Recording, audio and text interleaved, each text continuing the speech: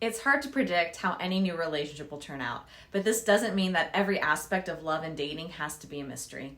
In fact, you can avoid a lot of heartache just by knowing a few ways to detect clear warning signs. If you're stuck in a pattern of toxic relationships, or if you have a tendency to pick the wrong Mr. or Mrs. Right, then you're in luck, because in today's video we'll be talking about 3 ways to identify and protect yourself from self-defeating relationships.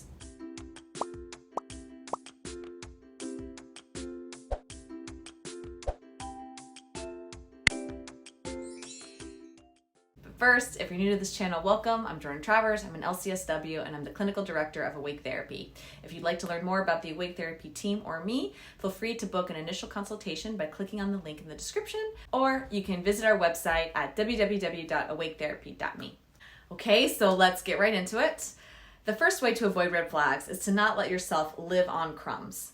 A breadcrumber is an individual who leads someone on romantically without any clear plans to pursue the relationship. Breadcrumbing can leave you feeling exploited because it forces you to invest time and effort into a false narrative. A hot and cold, non-committal attitude is the hallmark of a breadcrumber. The most effective way to address a breadcrumber is to identify their behavior early in the relationship. Some of their telltale signs include faking enthusiasm to get together but never seriously following through. Breadcrumbers do this by never finalizing a date or coming up with excuses on the day of, talking about shared interests to show a sense of connection, texting based on convenience, indicating interest in sex but not spending non-physical time together. And the best way to confront a breadcrumber is to put them on the spot. Call out their lukewarm signals and demand an explanation for the behavior.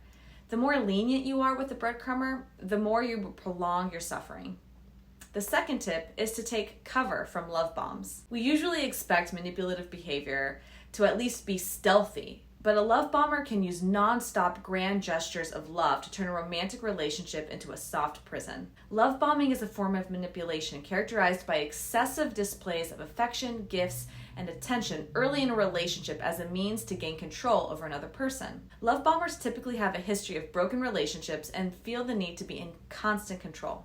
To avoid being swept over by the charms of a love bomber, you can follow 2 simple steps. The first is to set boundaries and assert your independence. Let your partner know what is and isn't acceptable to you to avoid being overwhelmed by them. Just because your partner showers you with excessive displays of affection doesn't mean that you owe them all of your time and space. And the second is to test your partner by gently refusing their extravagant gifts and gestures. If they are a potential love bomber, this might not sit well with them. And the third tip is to dodge red flags and call out emotional cheating.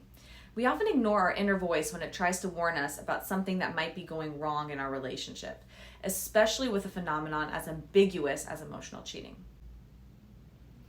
The gray area of emotional infidelity, or forming deep emotional relationship-like bonds outside of one's primary relationship, can hurt people just as much as sexual infidelity. Emotional cheating also leads to lasting feelings of betrayal, jealousy, and insecurity. Technology and social media have made emotional cheating a common phenomenon in today's dating milieu. Here are 2 ways a partner might cheat on you emotionally. The first is too much flirting. The line between harmless flirting and a flirtationship is defined by regularity and secrecy. If your partner keeps returning to the same person for the flirtation kick, it may be time to have a conversation about it.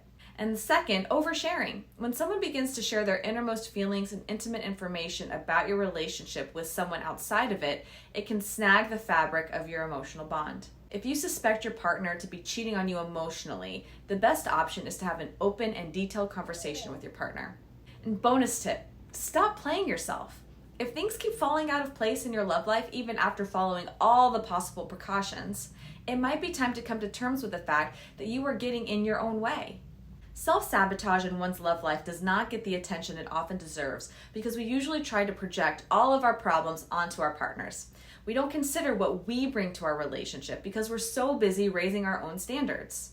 If you have a history of sabotaging your relationships, I recommend you work on 5 elements of your relationship: trust, commitment, communication, safety, and acceptance. You'd be surprised how much your relationship changes once you recognize and resolve your own toxic patterns. Thanks for watching. I hope you found today's content helpful and informative. Make sure to subscribe to receive updates when a new video is posted. And remember, platforms like YouTube are an excellent resource for getting information out to others, but it does not take the place of individualized psychotherapy. I look forward to speaking with you soon.